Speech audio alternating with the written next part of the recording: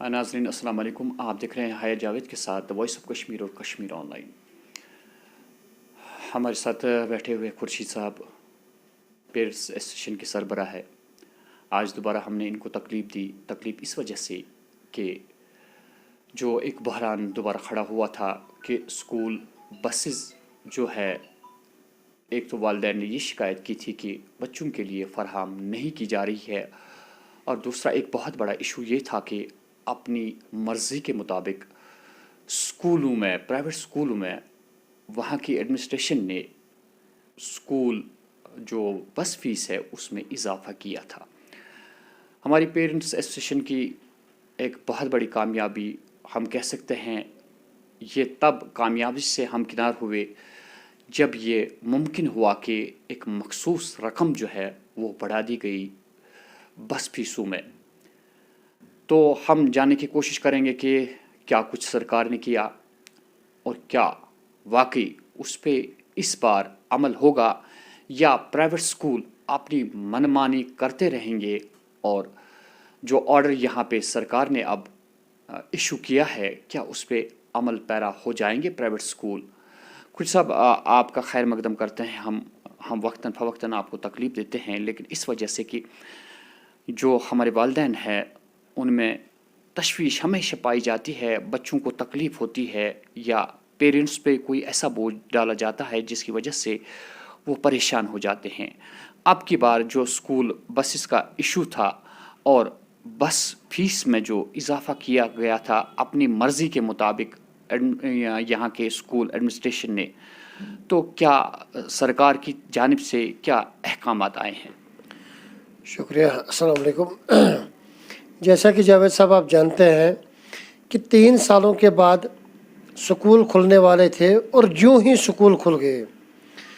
जिस तरह से मैं कह सकता हूँ कि 1,25,00,000 लोग, जम्मू कश्मीर के लोग 1,25,00,000 लोगों की जिस तरह कमर टूटी हुई थी कोविड की वजह से, लॉकडाउन की वजह से, उसके बाद 3 साल के बाद स्कूल खुलने लगे और एक किरण सी नज़र आने लगी, शायद अब कुछ ठीक होगा, हमारे बच्चे भी अब स्कूल जाएंगे।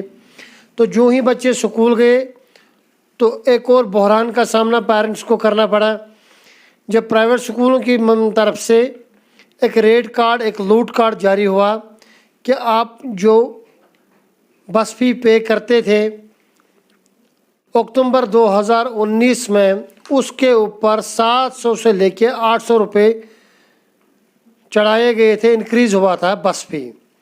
उसके बाद चारों ओर शोर मच गया, पेरेंट्स वाहवाला कर रहे थे कि कहाँ से एक गरीब इंसान अपने बच्चे को स्कूल भेज सकता है। जिस माँ बाप के 3 बच्चे हैं उनको तकरीबन 4,000 रुपये 3,000 रुपये एक्स्ट्रा भरने थे, और एक तरफ से बिज़नेस आस्ते आस्ते शुरू होने ही लगे थे और दूसरी तरफ महंगाई की मार, और तीसरी ओर ये एक और चोट प्राइवेट स्कूल एसोसिएशन की तरफ से। उसके बाद शुक्रिया करते हैं हम यहाँ की मीडिया का जो वक्तन फ़वक्तन जो लोकल इश्यूज़ होते हैं लोगों के सरकार तक पहुँचाते हैं, और इसमें मीडिया का ही रोल था ज़्यादा कि उन्होंने आम पब्लिक की बात सरकार तक पहुँचा दी। और जहाँ तक पेरेंट एसोसिएशन का सवाल है, हमने भी अपनी ज़िम्मेदारी को निभाते हुए ये मसला फ़ी फिक्सेशन कमेटी को लिखित में भेज दिया कि इस तरह से मसला है। तो सरकार ने भी कहीं न कहीं संजीदगी का मुजाहरा किया। सरकार ने तुरंत एक मीटिंग मुनक़्क़द की 11 मार्च को, फ़ी फिक्सेशन कमेटी और सरकार के जो आला ओहदेदारान थे, एक मीटिंग हुई और उस मीटिंग में ये डिसाइड किया गया कि जो फ़ी हाइक होगी वो 12% हाइक होगी ट्रांसपोर्ट फ़ी में। तो ये ट्रांसपोर्ट फ़ी में जो 12% हाइक होगी ये कब से होगी, इस बात को जानना ज़रूरी है। यानी जो अक्टूबर 2019 में आप फ़ी पे करते थे, मान लो कोई पेरेंट अक्टूबर 2019 में 1,000 रुपया पे करता था, अब उसको 12% इंक्रीज़ हो गया, अब उसको 1,120 रुपये पे करने हैं।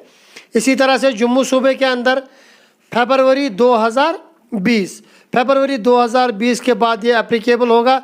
जो फ़ी फरवरी 2020 तक वहाँ पर भरी जाती थी उस पे भी 12% का इंक्रीज़ है। ओवरऑल जितने भी जोमा हैं, जितने भी पब्लिक सर्वेंट हैं या जितने भी लोग हैं, तो सब ने इस आर्डर का वेलकम किया कि एक अच्छा ऑर्डर है, कोई ज़्यादा हाइक नहीं है, क्योंकि पेट्रोल के दाम, डीजल के दाम भी बढ़ गए हैं पिछले 3 साल में। तो एक अच्छा कदम है सरकार की तरफ से। तो फ़ी फिक्सेशन कमेटी ने एक प्रॉपर ऑर्डर निकाला इसके रिगार्डिंग। तो कहीं ना कहीं सरकार संजीदा थी कि जुल्म हो रहा है पेरेंट्स के साथ, तो उन्होंने एक डिसीजन ले लिया इस पर। तो उसके बाद ये एप्लीकेबल होगा from the opening of school, it means 1 मार्च से ये एप्लीकेबल है। तो साथ साथ ही मैं ये भी कहूँगा पेरेंट्स के लिए, इस आर्डर में कुछ और भी चीज़ें हैं। एक तो 12% ट्रांसपोर्ट हाइक है, उसका इफेक्ट मैंने आपको बता दिया कहाँ से कहाँ लगने वाला है। दूसरा इसमें यह है कि आप जो आप अंडरटेकिंग नहीं ले सकते हैं पेरेंट से, कोई कंसेंट फॉर्म नहीं ले सकते हैं। जिस तरह प्राइवेट स्कूलों ने अब एक नया ट्रेंड शुरू किया था, पहले पेरेंट से अंडरटेकिंग लेना, एफिडेविट लेना कि हम इतना भरेंगे उतना भरेंगे या हमें कोई एतराज़ नहीं। अब कोई भी स्कूल किसी भी पेरेंट से कोई अंडरटेकिंग नहीं ले सकता है।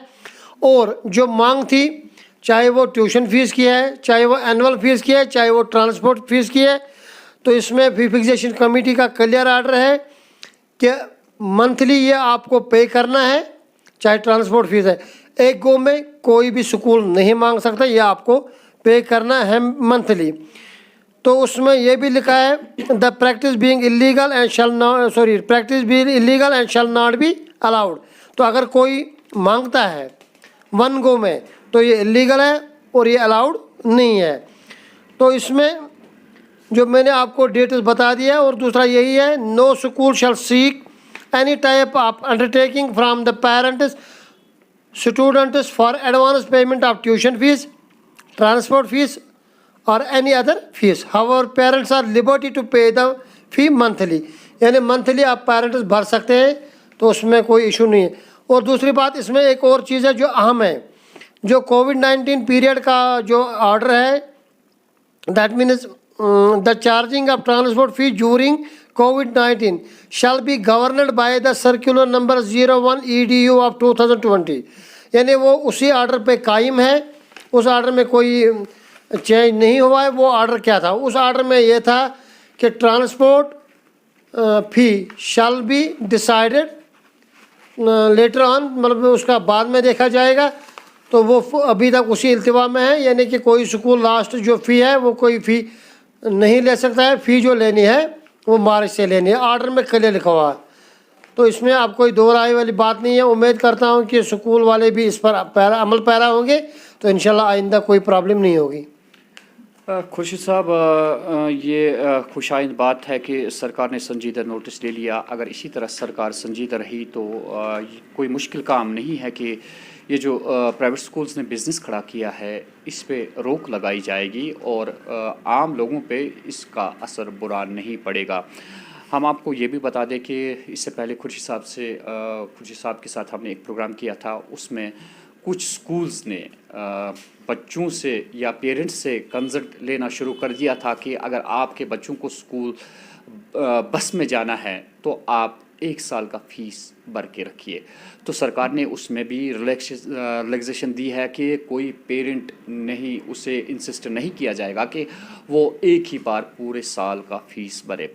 खुर्शीद साहब, उसके बावजूद भी एक और शिकायत है पेरेंट्स की जो लगातार मेरे पास आ रही है। कुछ स्कूल ऐसे हैं कि जिन्होंने लॉकडाउन के दौरान जितने भी ड्राइवर हजरात या कंडक्टर हजरात थे उनकी छुट्टी कर दी और अब उनको मुश्किलात का सामना है कि बसेस नहीं चल रही है उन स्कूलों के लिए। पेरेंट्स जो बेचारे गवर्नमेंट सर्वेंट है, उन्हें सुबह सवेरे निकलना पड़ता है और शाम को खड़ा रहना पड़ता है अपने बच्चों को लेने और ले जाने के लिए, लाने के लिए। तो इसमें क्या सरकार ने कोई ऐसा एक्शन ले लिया कि जो मुश्किलात उन स्कूलों को दरपेश है, क्या उन्हें कुछ पूछताछ की जाएगी?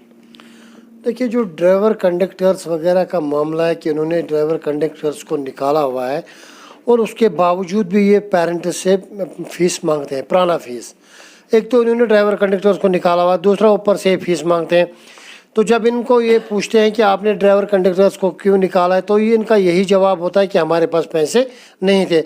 जबकि आप देखोगे, अफसोस की बात है और ये शर्म की बात भी है कि आप देखो, जो फ़ी फिक्सेशन कमेटी के आर्डर आए हैं, जब इनका स्कूल फ़ी फिक्स हुआ है तो वहाँ पे सरप्लस अमाउंट है। तो आपको मैं एक सिंपल मिसाल बता दूँ, इकबाल मेमोरियल इंस्टीट्यूट बिमना का है, वहाँ पर अभी तक ट्रांसपोर्ट फैसिलिटी प्रोवाइड नहीं की गई है। वहाँ पर उन्होंने ड्राइवर कंडक्टर्स को निकाला है और जब पूछते हैं कि ड्राइवर कंडक्टर्स को क्यों निकाला है, क्यों जी, हमारे पास पेमेंट नहीं था। और जब फ़ी फिक्सेशन कमेटी का आर्डर देखते हैं लास्ट ईयर का, जब उनकी फ़ीस आई, वहाँ पर 34 लाख रुपये सरप्लस दिखा रहे हैं, यानी 34 लाख रुपए स्कूल के पास रिजर्व फंड्स है, एक्स्ट्रा अमाउंट है। तो अगर आपके पास 34 लाख रुपए हैं, क्या आप ड्राइवर और कंडक्टर्स की, जो गरीब लोग होते हैं, क्या उनकी आप 6 महीने की सैलरी भी नहीं दे सकते थे? तो ये एक देखो, ये एक बहाना है। They are only money minting machine. ये सिर्फ और सिर्फ चाहते हैं कि पेरेंट से कैसे पैसा खींचा जाए। तो जहाँ तक एजुकेशन का मामला है, how to give the quality education to the parent, to the child, उनके बारे में अब इनका फोकस कुछ भी है नहीं।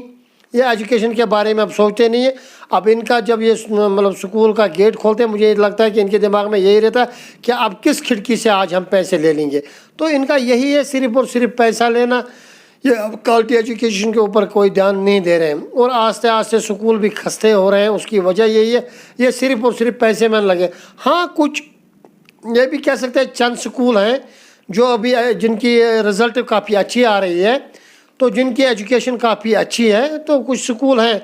बहरहाल ओवरऑल हम यही कहेंगे, ये मिंट मशीन बन गई है, खाली पेरेंट से कैसे पैसा चूस लेंगे, बस इतना ही है। तो नाजरीन, हम भी दरख्वास्त करेंगे यहाँ की सरकार को बिल्कुल संजीदा रहे इन मामलात में, क्योंकि मनमानियाँ जो है वो उरूज पे है प्राइवेट स्कूल्स की। जहाँ कहीं भी इनको लगता है कि उन्हें पैसों की ज़रूरत है, वो कोई भी हरबा इस्तेमाल करते हैं और पेरेंट्स को तंग करते हैं।